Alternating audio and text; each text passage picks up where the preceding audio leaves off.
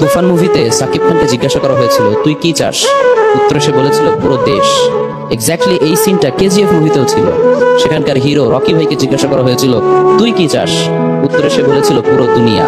আসসালামু আলাইকুম রহমতুল্লাহ। প্রিয় ভিউয়ার্স, এই মানসিক রোগীটার ভালো হলো না, দিন দিন তার পাগলামি বেড়েই যাচ্ছে। মাসুদ ভালো হয়ে গেল, সে ভালো হলো না। আর কেমনে ভালো হবে ভাই? সে তো এসব জেনে বুঝে করতেছে। যদি না বুঝে করতো তাহলে তার এই কার্যকলাপের কারণে তার বাবা মাকে তুলে মানুষ যেই পরিমাণ গালিগালাজ করে সেই উসিল্লায় হয়তো সে ভালো হয়ে যেত। আমাদের নবী সাল্লাল্লাহু আলাইহি ওয়াসাল্লামকে নিয়ে যখন করা হলো কটূক্তি, তখন সে ঘুমিয়েছিল।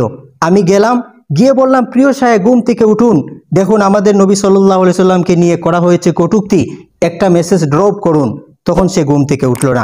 আমি যখন চলে আসলাম, এসে ফেসবুক খুললাম, তখন দেখি সে ঘুম থেকে উঠে তুফান ও কেজিএফ মুভির রিভিউ করা শুরু করেছে।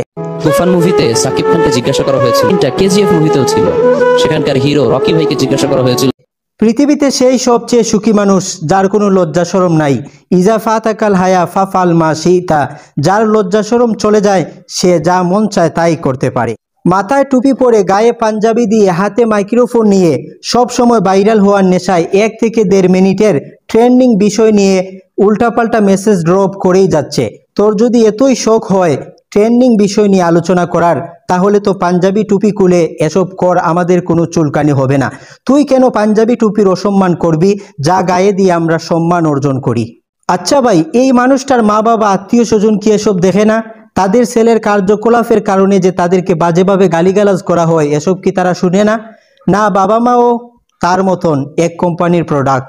অনেকের বাবা মা তো এসব ইসলামিক ভিডিও করলেও দমকায়, তোর এই হবে সেই হবে, এসব ভিডিও আর করবি না। পক্ষান্তরে তার বাবা মা যেন এসব দেখে তাকে উৎসাহ দেয়, সেই জন্য তো তাদের ছেলে কেজিএফ মুভি দেখে এর রিভিউ দেয়, তুফান মুভি দেখে এর রিভিউ দেয়।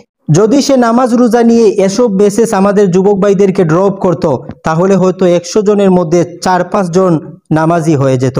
কিন্তু সে এটা করবে না, সে চায় তাদেরকে এসব থেকে দূরে রাখার।